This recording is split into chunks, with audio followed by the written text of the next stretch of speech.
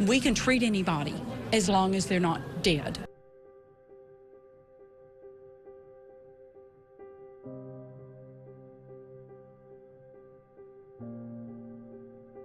In 2011, St. Elizabeth hospitals dealt with 252 heroin overdose cases.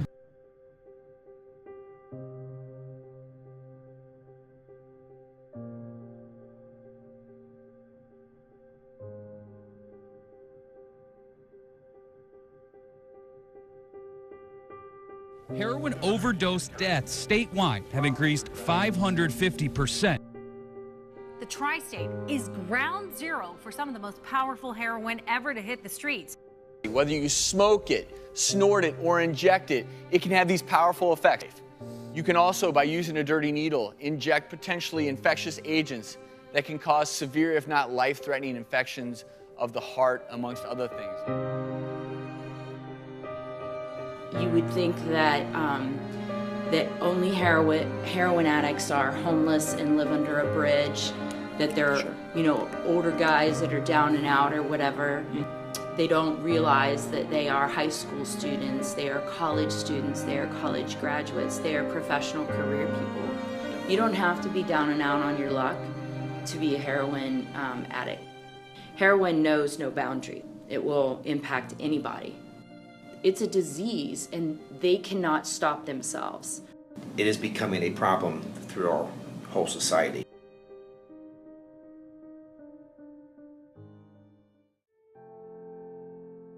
Cartels establish routes into the U.S., major hubs where the drugs could be shipped, and a delivery system that fanned out into neighborhoods where they could easily conceal themselves. Prescription narcotics sell on the street for about $1 a milligram, so an 80 milligram OxyContin would be roughly $80. Heroin is cheap, and the price is falling. It sells for about $100 a gram, and a gram can be up to 20 doses or highs. I guess the day that I found out was actually after his first overdose. And after that first overdose and he was able to leave the hospital, he said, "I have a love affair with heroin, Mom." She and her husband couldn't get Casey into treatment because he was over 18. They fought to pass Casey's Law. It gives the family or friends of an addict the right to lawfully intervene and request involuntary court-ordered addiction treatment for their addicted loved one. You can take a loved one that is an addict, and through the use of medical providers and a judge, you can force them into treatment involuntarily for a period of time, or they go to jail. However, the jail thing has a different twist, which is if they go to jail because they won't go to treatment, they do not get a record and they just sit there. You can invoke Casey's Law. There are some steps that you have to go through to do it, but it can save someone's life.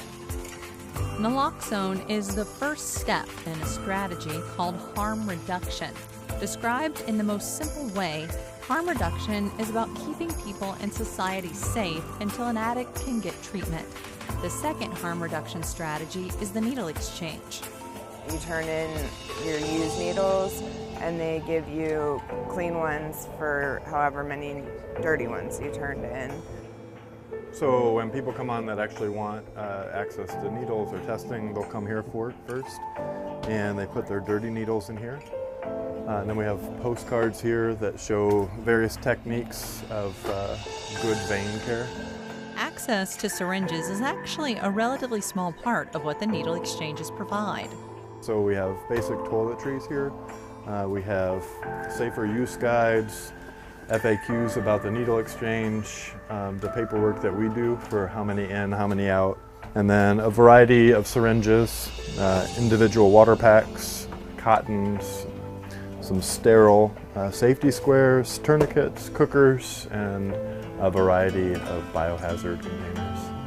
Needle exchanges have been proven to reduce the spread of blood-borne infections common among IV drug users such as hepatitis C, which attacks the liver, and HIV. People ask, all the time if I have an extra needle. And I'll say, yeah, but you know, I've got hepatitis. And 99 out of 100 times they're like, so do I.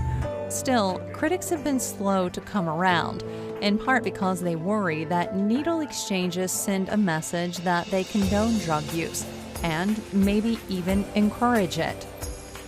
I would say if I put a needle in the middle of this room right now, the three of us would probably not be any more likely to do IV drugs than we were prior to me putting the needle in the middle of the room.